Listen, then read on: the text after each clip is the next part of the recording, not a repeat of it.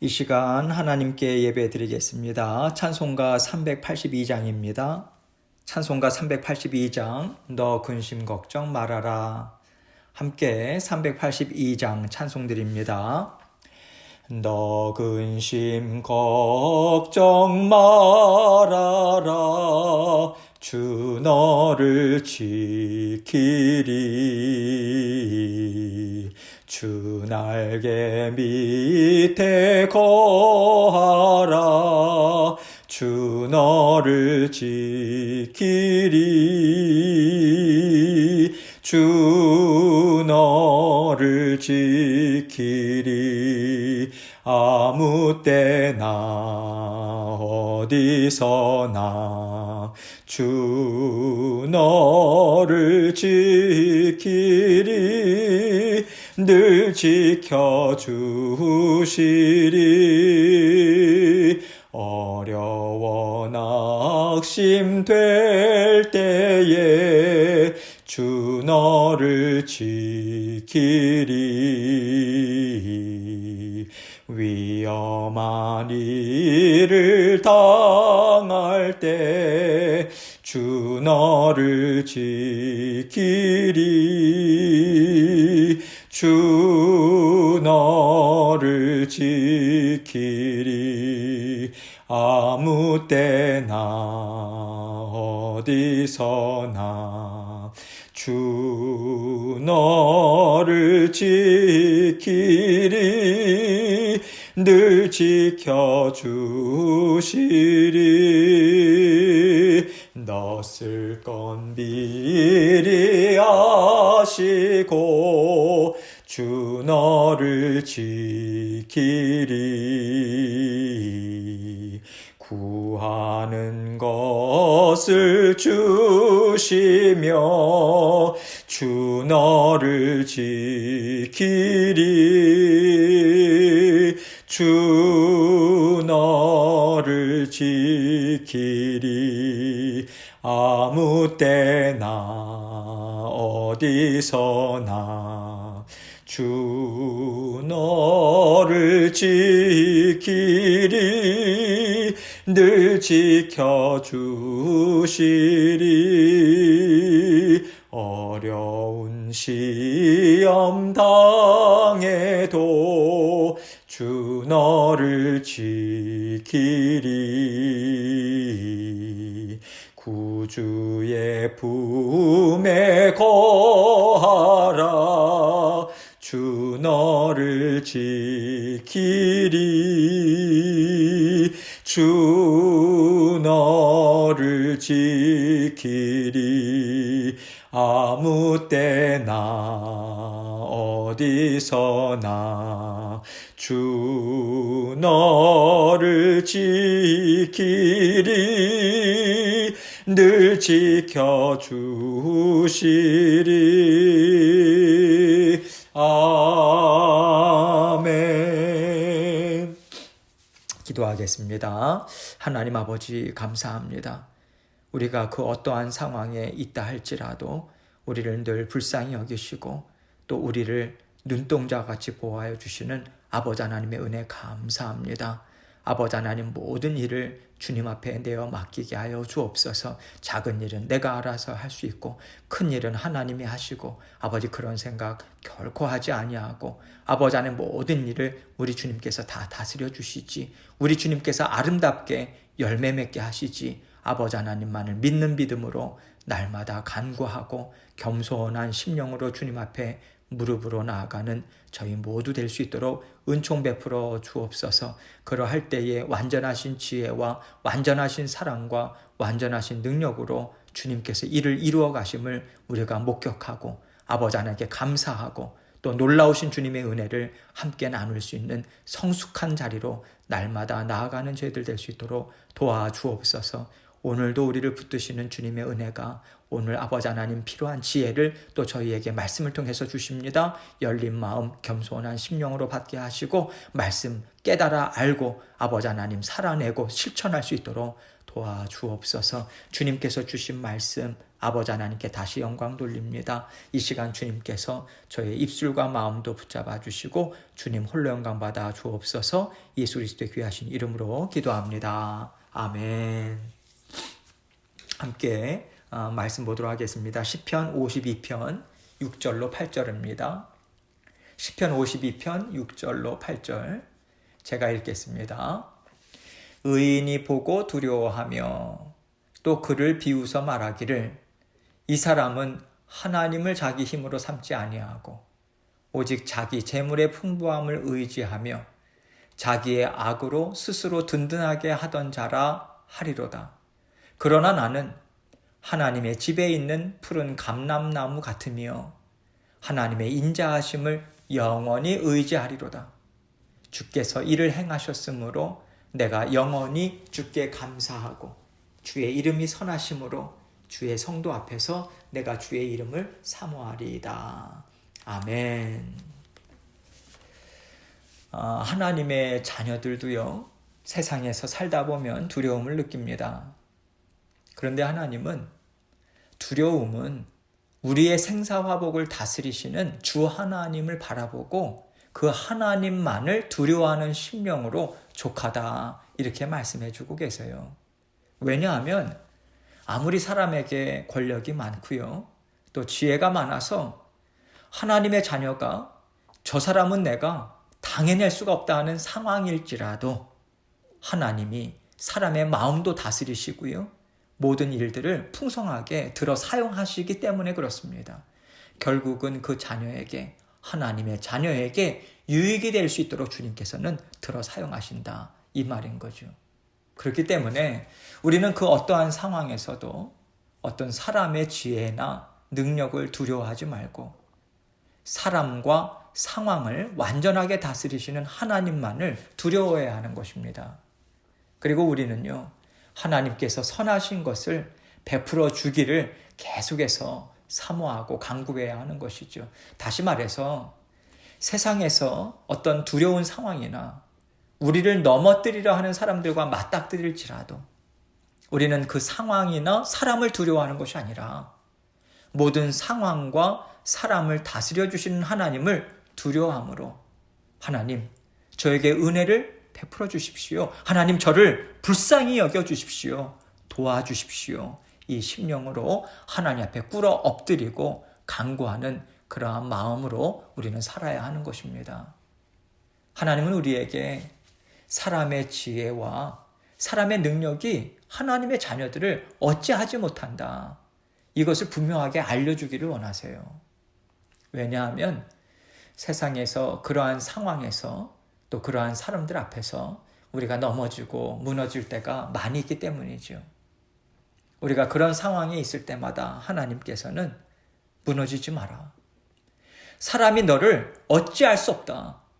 모든 상황, 모든 사람의 마음은 내가 다스린다. 내가 판단한다. 그러니 너는 담대하라.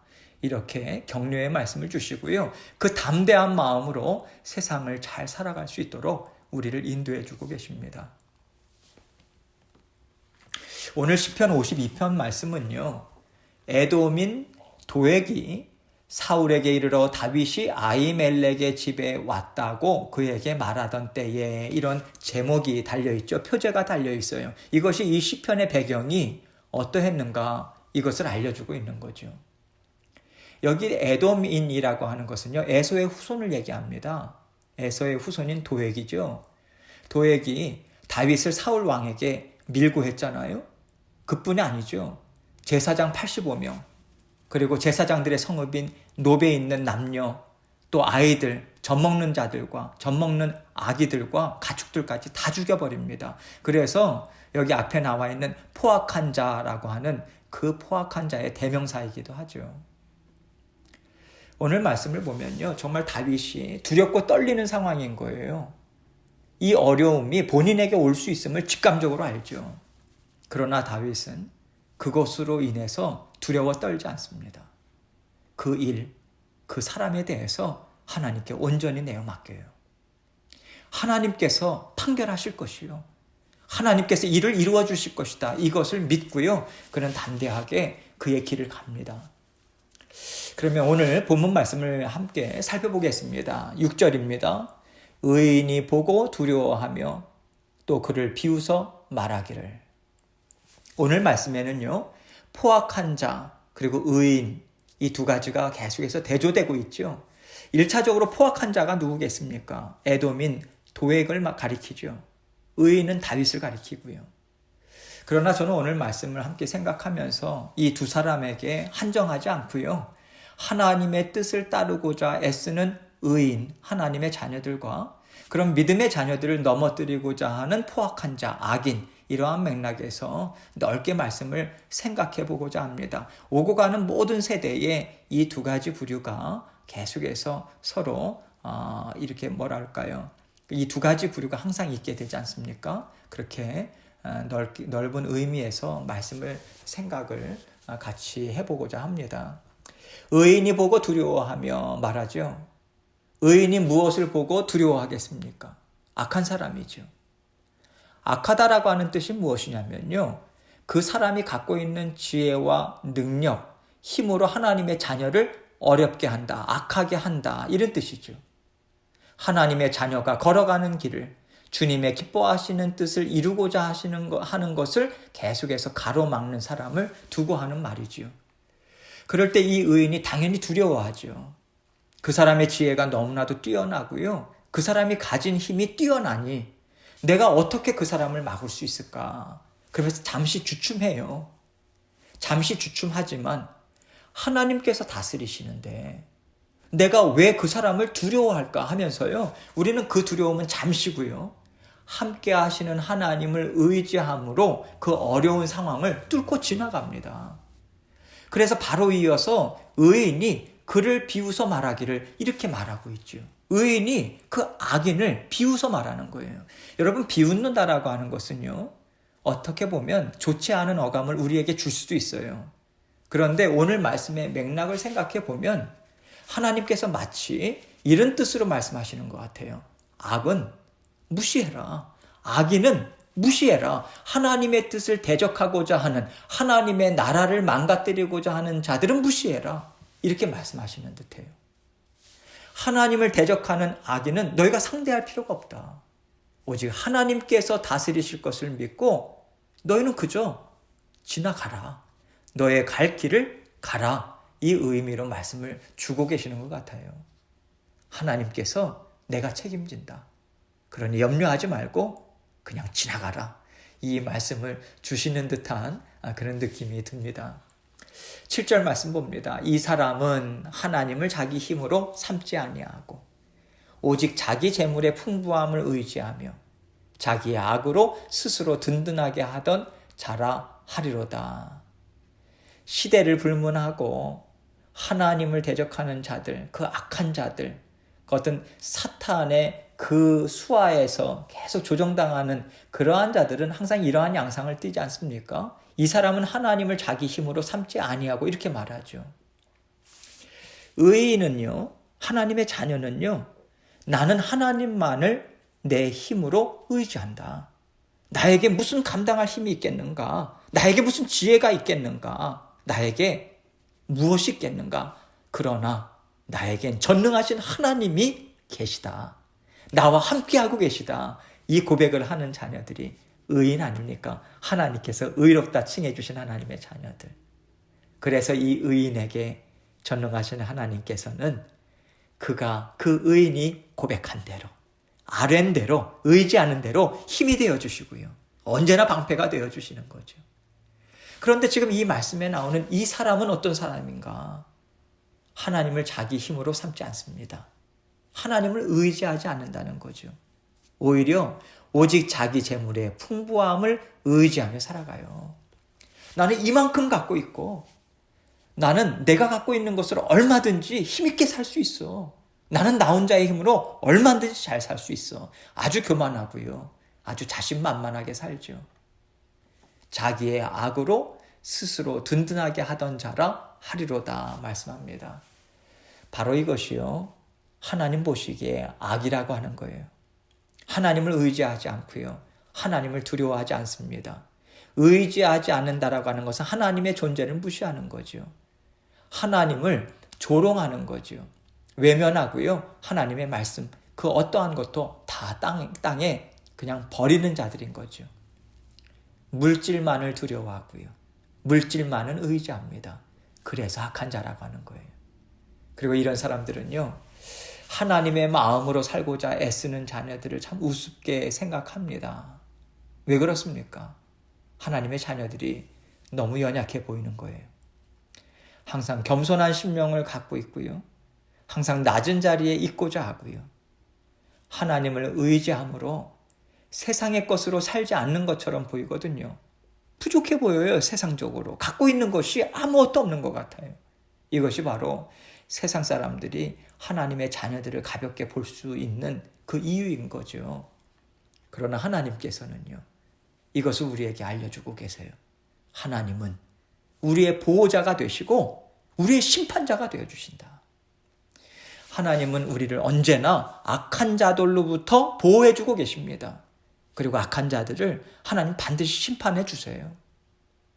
하나님이 악한 자들에게 언제 어떤 식으로 심판을 내리실지는 우리는 알지 못해요. 그러나 반드시 하나님께서는 그 시비를 가려주십니다. 그러니 우리는요, 하나님께서 가려주실 것을 기대하고 하나님만을 두려워함으로 하나님을 의지하는 심령으로만 살아가야 하는 것이죠. 또한 하나님은요, 자기 재물의 풍부함을 의지하는 자녀들에게 하나님은 사람에게 풍부함을 있게 하다가도 또 사라지게 하실 수도 있는 전능하신 하나님이시다. 그것을 기억해라. 그렇게 말씀하시고 그 인생 가운데도 살아계신 하나님을 나타내 보여주시는 일을 보여주시지 않으시겠습니까? 이러한 것을 생각할 때 우리는 모든 것을 주님께 내어 맡기고 주님만을 바라보면서 살아갈 수 있는 거죠.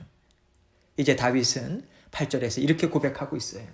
그러나 나는 하나님의 집에 있는 푸른 감람나무 같으며 하나님의 인자하심을 영원히 의지하리로다.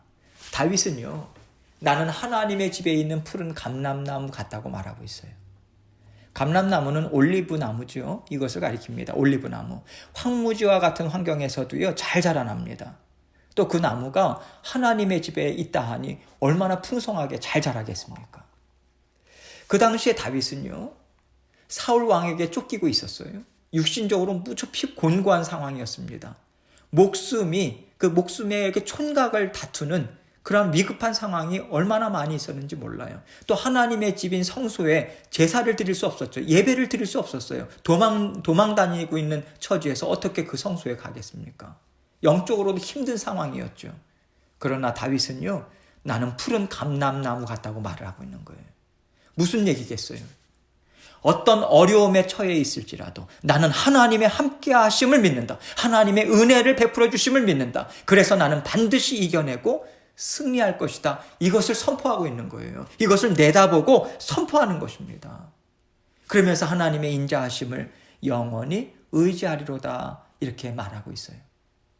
다윗 자신이 이렇게 감당할 수 있고요. 또 힘있게 살아갈 수 있는 것은 하나님의 인자하심을 잘 알고 믿고 의지하고 있기 때문이다. 이런 뜻으로 말하고 있는 거죠. 9절입니다. 주께서 이를 행하셨으므로 내가 영원히 주께 감사하고 주의 이름이 선하심으로 주의 성도 앞에서 내가 주의 이름을 사모하리이다. 주께서 이렇게 행하셨다고 말합니다. 이 말씀은요, 1차적으로 하나님께서 도액과 그 사울 왕으로부터 다윗을 보호하신 것을 가리켜요. 그러나 좀 더 넓게는 하나님께서 앞으로 다윗을 위해서 베풀어 주실 모든 구원과 보호하심의 은혜까지 다 포함한다고 우리는 볼 수 있는 거죠. 다윗은 많은 어려움을 겪었습니다. 그러나 그 모든 어려움들을 통해서 하나님은 다윗을 계속해서 높여주셨어요. 그래서 그와 함께하는 사람들은요, 다윗을 보면서 하나님이 정말 다윗과 함께 하신다. 하나님께서 다윗을 힘있게 하신다. 이것을 인정할 수 있었던 거죠. 다윗은요, 그 모든 어려운 상황들을 통해서 더 하나님 앞에 인정받는 자녀로서 자라났고요. 하나님 앞에 사랑을 받는 자녀로서 인정을 받았어요. 그리고 또 어려운 상황을 통해서 점점 더 그와 함께하고자 일어서는 자녀들을 많이 얻을 수 있었습니다. 그리고 결국 다윗은요, 그렇게 오랜 시간 동안 자기를 죽이고자 하고요. 그의 걸어가는 길을 막고자 했던 사울 왕의 칼날을 피하고 마침내 하나님의 약속을 온전히 맛보는 자리까지 나아가게 된 거죠. 여러분, 우리가 왜 다윗을 그렇게 좋아하나요? 왜 우리가 다윗을 보면서 위로를 받고 지혜를 얻겠습니까? 다윗이 처했던 상황들은요, 정말 이것을 그가 어떻게 감당할까? 그런 어려운 상황들, 위험한 상황들이 계속되었습니다. 대적하는 사람들이 사방에 있었고요. 그 위협의 그 요소들이 끊이질 않았어요. 그런 상황이었는데 다윗은 어떻게 살았는가? 하나님 집에 있는 푸른 감람나무와 같이 이기고 이겼더라. 그래서 오히려 그 열매가 풍성해졌더라. 여러분, 이것이 다윗의 지나온 인생이에요. 그렇기 때문에 우리가 그를 볼 때 하나님을 기뻐하는 찬양이 저절로 나오는 거죠. 너무 기쁜 거예요. 하나님이 그렇지 이런 하나님이시지. 다윗을 보고 우리가 기뻐하는 것은요, 바로 그 하나님이 지금 나와 함께 하고 계시지. 그 은혜와 그 능력과 복이 나에게도 있지. 나에게도 하나님은 풍성하게 베풀어 주실 거야. 이 소망이 생기는 거죠. 우리가 기뻐하고 하나님을 찬양할 수 있는 것 아니겠습니까? 그래서 우리가 특별히 하나님의 뜻대로 살고자 하는데 계속해서 하나님의 뜻대로 살지 못하게 가로막는 그러한 세상 사람들, 그러한 어떤 대적들, 어떤 환경들과 부딪혔을 때 어떻게 해야 하는가? 그런 사람들이나 그런 상황들을 두려워하지 말아야 하는 거죠.